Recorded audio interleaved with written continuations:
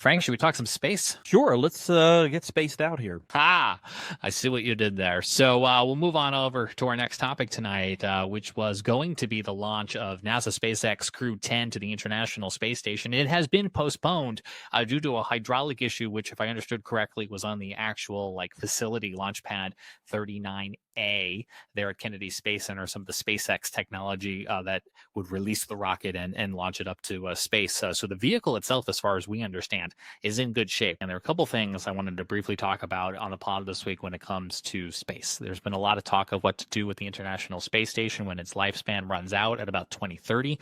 Some talks of deorbiting it sooner to save money. But I want to remind folks that, this piece of technology that has been orbiting now for a decade or two is not just about conducting experiments in Earth orbit, but it's also about learning how to survive in space and get us onto the moon and onto Mars. So it plays a big stepping stone into those missions. And in 2023, I had a chance to go down to Kennedy Space Center and learn about just one of the many myriad of things they do in the space station. And that's how are they going to grow food to support those long-term exploration missions to the moon and to Mars. Here's a clip back to that. So we're in a lab now where they are doing experiments to simulate growing plants in space, because the longer the missions go and the further from Earth they go, the more dependent astronauts will be on growing their own food. This can't be a fruit-intensive activity. The crew is not we're not devising our crew complements by sending up people who are obviously farmers like the Martian did. You may see that Mars looks like it's at the end of the roadmap. In actuality, because of the needs of the food system, it's really the first area we're working towards. Prepackaged food currently gone from the flying ISS begins degraded in certain key nutrients after 18 months. For Artemis, I can snap the prepackaged food up there and we're good to go, no issues. Well, for a mission to Mars, for the potentially 2 to 3 years, make it longer in duration, now I have to supplement that diet because certain key nutrients are starting to degrade. Right, it's a really cool plant. We're doing cucumber and melon. So I think what's interesting is we'll be able to utilize the work that we do here to expand the amount of foods that are available to the astronauts to eat in the future, so that we can alleviate menu fatigue, because we don't want them to get tired. We know what they're eating.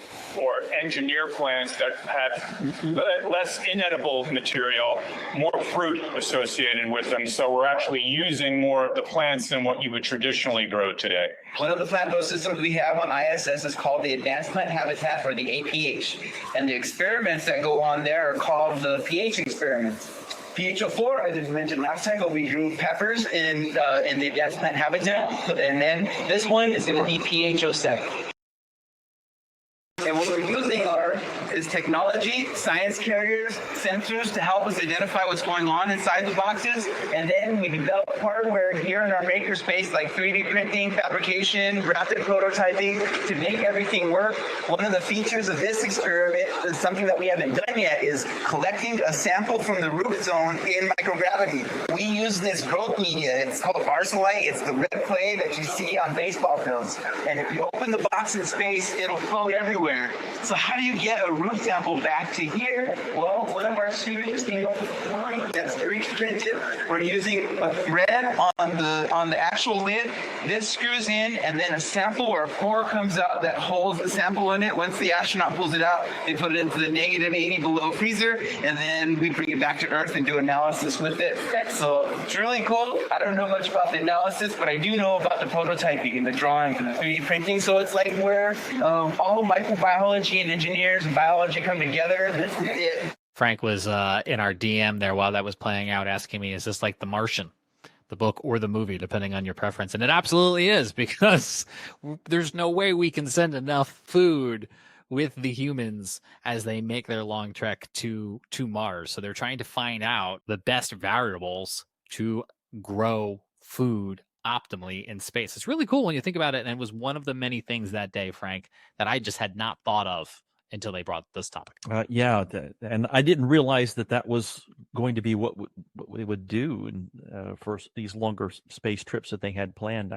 I figured they would, have vacuum sealed food that's left in the cold of space that just would stay fresh long enough to survive the trip, or that they would just pack pasta and eat pasta the whole trip, and that can last. That works for a little while. Yeah. And, the other thing they were talking about is growing food also allows them to change the menu without getting deliveries sent up.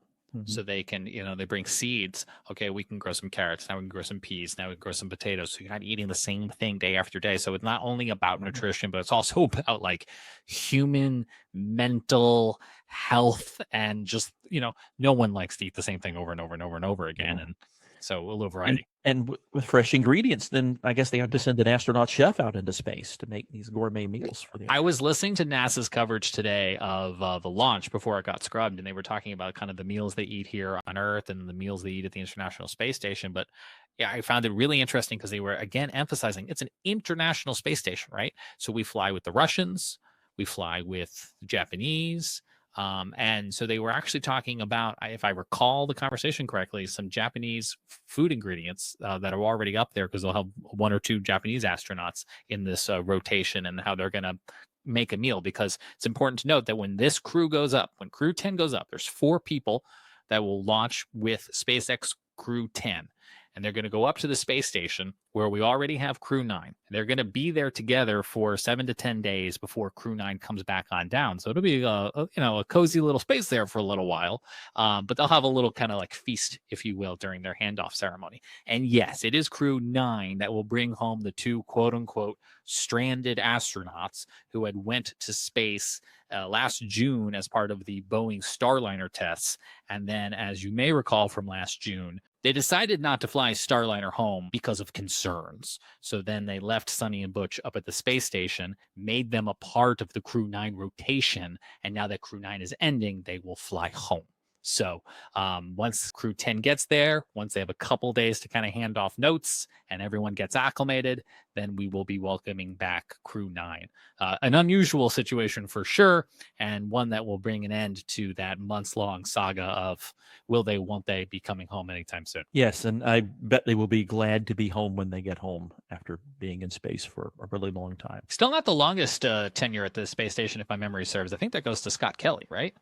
Who's not? I don't remember, but yeah, I don't think this is the longest one. Scott. Now we got to Google it real fast. I am Googling it real fast because he had a twin brother, so they saw an opportunity. If I'm remembering this correctly, he spent 520 days in space, according to Google AI. And the idea was to compare his physiology to his twin brother when he came home. Like, it was the best they would ever have of, like, we have 2 identical twins, no 2 humans are the same, but these guys are close.